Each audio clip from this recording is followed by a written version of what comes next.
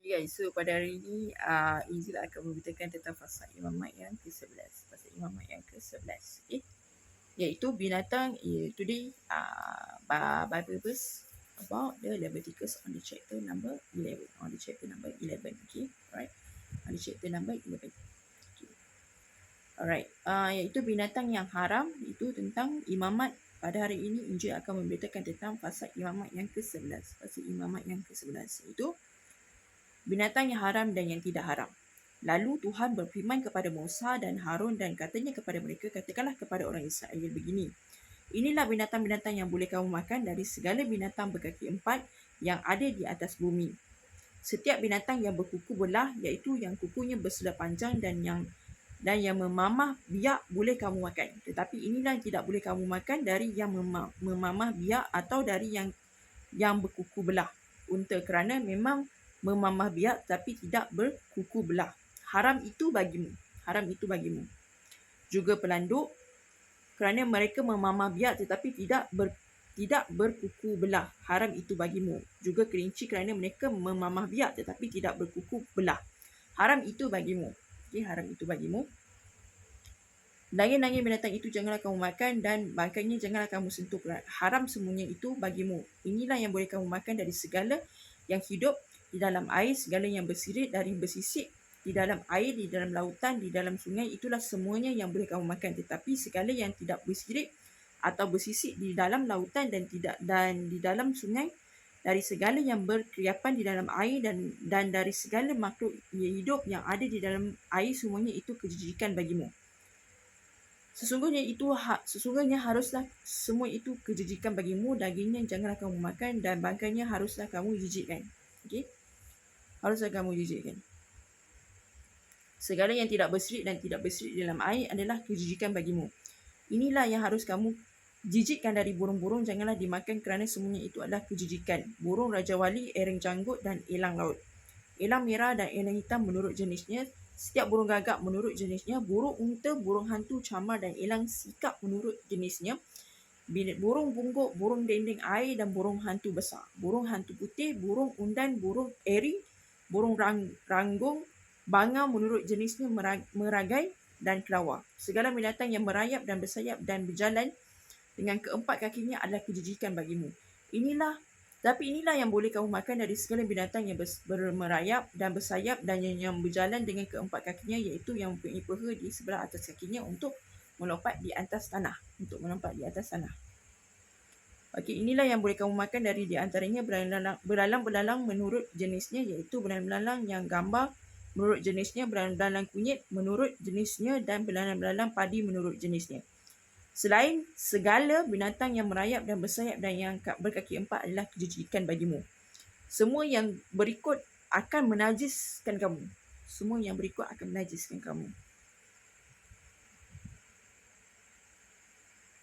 Setiap orang yang terkena pada bangkainya menjadi najis sampai matahari terbenam, dan setiap orang yang ada membawa dari bangkainya harus mencuci pakaiannya dan ia menjadi najis sampai matahari terbenam, yakni segala binatang yang berkuku belah tetapi tidak berselah panjang dan yang tidak memamah biak. Haram semuanya dan bagimu, dan setiap orang yang kena kepadanya menjadi najis. Demikian juga segala binatang dengan telapak kakinya di atas segala binatang yang berjalan dengan keempat kakinya, semuanya itu haram bagimu. Setiap orang yang kena pada bangkainya menjadi najis sampai matahari terbenam. Dan siapa yang membawa bangkainya harus mencuci pakaiannya dan ia menjadi najis sampai matahari terbenam. Haram semuanya itu bagimu. Dan landak, biawak dan berkarung, siput dan bonglong, itulah semuanya yang haram bagimu di antara segala binatang yang mengeriap. Setiap orang yang kena kepada binatang-binatang itu sesudah binatang-binatang itu mati menjadi najis sampai matahari terbenam. Dan segala sesuatu menjadi najis kalau seekor yang mati dari binatang-binatang itu jatuh ke atasnya, berkakas, kayu atau apa saja, pakaian atau kulit atau karung, setiap barang yang dipergunakannya itu sesuatu apapun haruslah dimasukkan dalam air dan menjadi najis sampai matahari terbenam, kemudian menjadi tahir pula. Kalau seekor dari binatang-binatang itu jatuh ke dalam suatu belanga tanah, maka segala yang ada di dalamnya menjadi najis dan belanga itu harus kamu pecahkan. Dalam hal itu, segala makanan yang boleh dimakan kalau kena air dari belanga itu menjadi najis, dan segala binatang yang boleh diminum dalam belanga seperti itu menjadi najis kalau bangkai seekor binatang-binatang itu jatuh ke atas suatu benda dan menjadi najis. Pembakaran roti dan anglo haruslah diremukkan kerana semuanya itu najis dan haruslah najis bagimu. Tetapi mata air atau sumur yang memuat air tetap tahir, sedangkan siapa yang kena pada bangkai binatang-binatang itu menjadi najis. Apabila bangkai seekor dari binatang-binatang itu jatuh ke atas benih apapun yang akan ditaburkan, maka benih itu tetap tahir. Okay. Tetapi apabila benih itu telah dibubuhi air, lalu ke atasnya jatuh bangkai seekor dari binatang-binatang itu, maka najislah benih itu bagimu.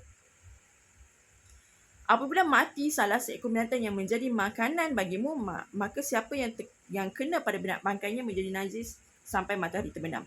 Dan sesiapa yang makan dari bangkainya haruslah mencuci pakaiannya dan ia menjadi najis sampai matahari terbenam. Demikian juga siapa yang membawa bangkainya haruslah mencuci pakaiannya dan ia menjadi najis sampai matahari terbenam. Segala binatang yang merayap dan berkeriapan di atas bumi adalah kejijikan dan janganlah dimakannya. Segala yang merayap dan perut dan segala yang berjalan dan keempat kakinya atau segala yang berkaki banyak, semua yang termasuk binatang yang merayap dan berkeriapan di atas bumi, janganlah kamu makan kerana semua itu adalah kejijikan. Janganlah kamu membuat dirimu jijik oleh setiap binatang yang merayap dan berkeriapan itu, dan janganlah kamu menajiskan dirimu dengan semuanya itu sehingga kamu menjadi najis kerananya. Sebab akulah Tuhan Allahmu, maka haruslah kamu menguduskan dirimu dan haruslah kamu kudus. Sebab aku ini kudus, dan janganlah kamu menajiskan dirimu dengan setiap binatang yang mengerayap dan merayap di atas bumi. Sebab akulah Tuhan yang menuntun kamu keluar dari tanah Mesir supaya menjadi Allahmu. Jadilah kudus sebab aku ini kudus. Itulah hukum tentang binatang berkaki empat, burung-burung dan segala makhluk hidup yang bergerak di dalam air dan di segala bumi yang mengerayap di atas bumi. Yang ini untuk membedakan antara yang najis dengan yang tahir, antara binatang yang boleh dimakan dengan binatang yang tidak boleh dimakan sesuai dengan perintah Tuhan. Amen. So fasa imamat yang ke-11 is really important for us, right? Okay, it's really important for us because ini adalah firman Tuhan tentang binatang yang haram yang boleh dimakan atau yang tidak boleh dimakan, kerana ia boleh menajiskan diri kita sampai matahari terbenam. Sebab the sunrise for the tomorrow. Right? So, begitulah saja tentang pasal Injil Imamat yang ke-11. Semoga Tuhan sentiasa menyayangi dan memberkati kita semua. Amen.